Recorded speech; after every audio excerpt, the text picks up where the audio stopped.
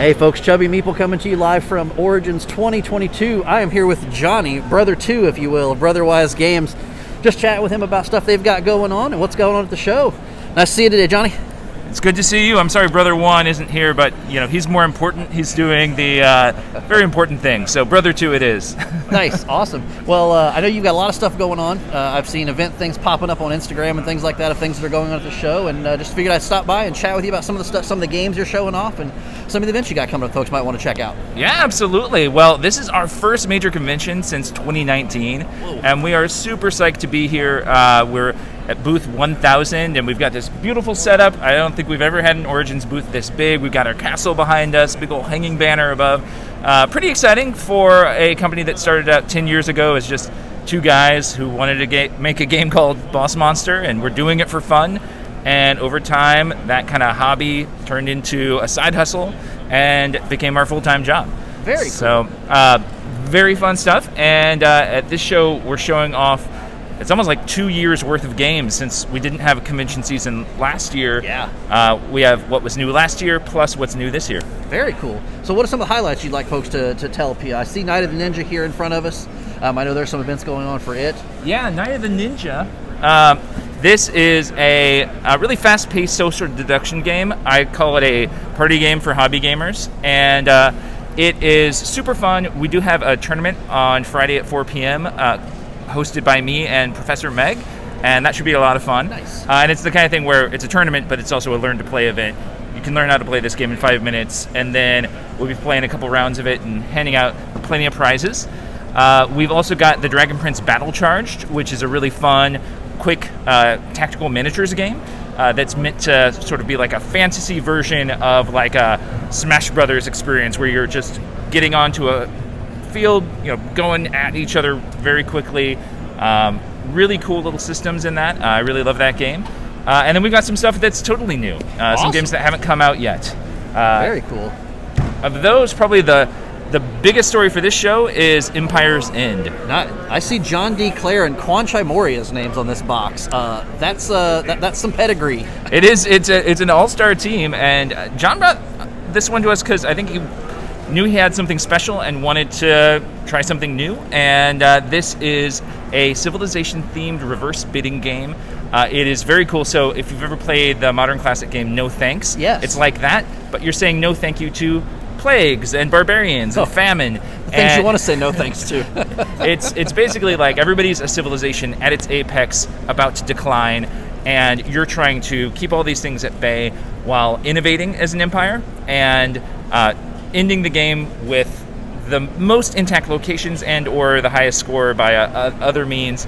It's very clever. Probably our, a gamer's game out of everything we've done. We tend to focus more on like at a core casual crossover audience. Yeah. And this one, while I think it's still got that crossover, it's a little more targeted toward like the core, serious board gamer. And I can't wait to get this into more people's hands. So we'll be running demos for this all show long. Oh, fantastic. And the artwork on this cover is gorgeous. Yeah, Quan Chai is a friend.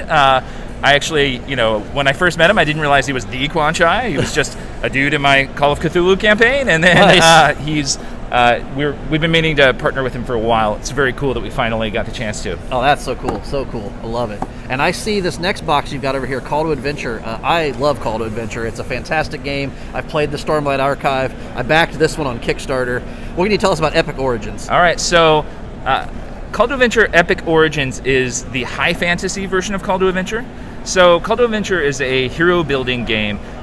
It's sort of like you take Splendor, then you add some randomization into it, a little bit of a push your luck component by casting runes to determine certain outcomes, while of course you're still building your character all along the way.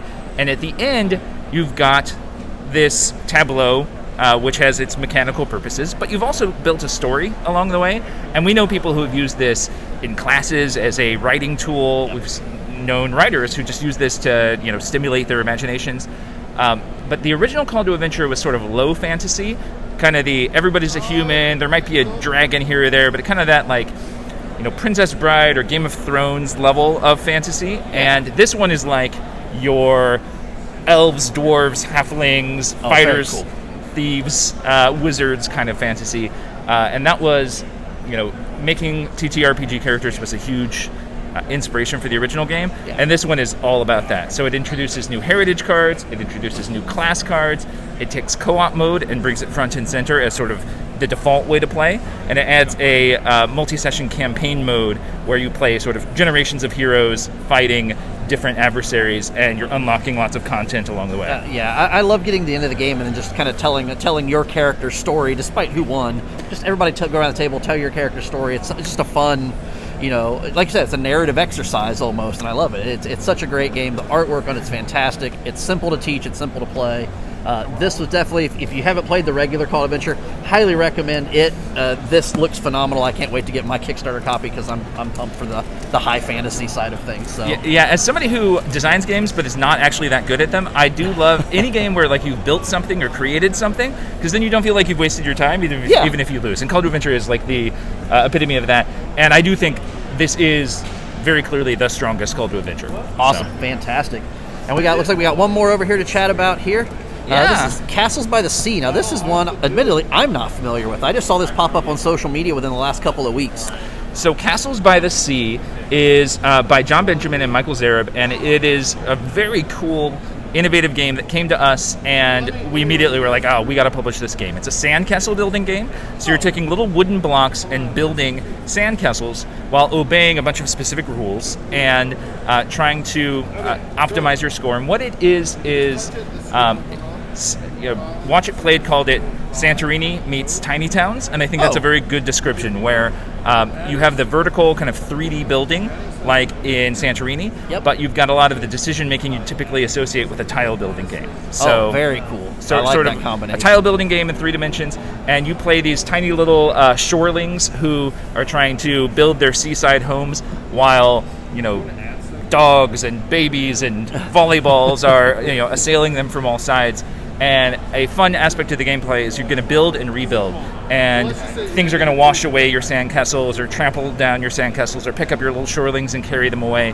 And you're trying to basically keep as much on the board as possible at any given time, and you're rewarded for that by earning more sand dollars. But very clever game. Actually, surprisingly challenging if you're playing against people who are good abstract strategy players, but also still something you can play with, kids and have a great time as well. Nice. And it seems like sounds like it's a fairly quick game, just from the way you're describing it. Probably half an hour, if I had to guess. It's right in that.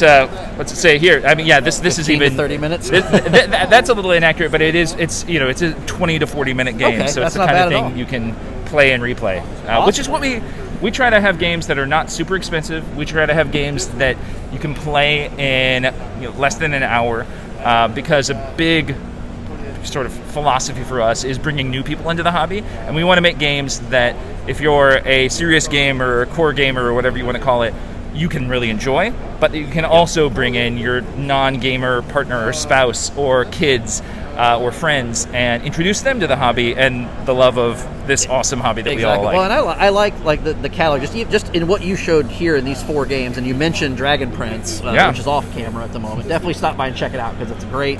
If you love the Netflix series like I do, dive in and play one of those characters. But I love your guys' catalog because you've got something for everyone. And Dragon Prince is that skirmish game. You've got the social deduction with Night of the Ninja. You've got some entry to mid-level stuff with Castles and Empire's End. And then the storytelling side of things with Call to Adventure. And then, of course, Boss Monster's the staple of everything that started it all. And that's that entry level as well. So, I know you guys are here for the show, obviously, Booth 1000. Where can folks see, if they're watching this video after Origins, where can they find information about the company, website, social media, anything like that? Just head to brotherwisegames.com. And we also, I'd say we're most active, we do a little Twitter, we do a little TikTok, we do some Facebook, but Instagram is probably our hub of where, I'm typically the one posting there, and just when I've got something fun and new to show, like, hey, here's a look at this new game I'm designing, Instagram is kind of where we put it, and we're just Brotherwise Games on Instagram. Fantastic. Well, I appreciate you taking the time to chat with us, Johnny. I'll let you finish setting up and get ready to kick things off here when the crowd hits here in the next 45 minutes or so, but appreciate you taking the time to talk to me today. All right, thanks so much. See Johnny and friends at Booth 1000. Check out Brotherwise Games if you're watching this after Origins, and as always, keep gaming, friends.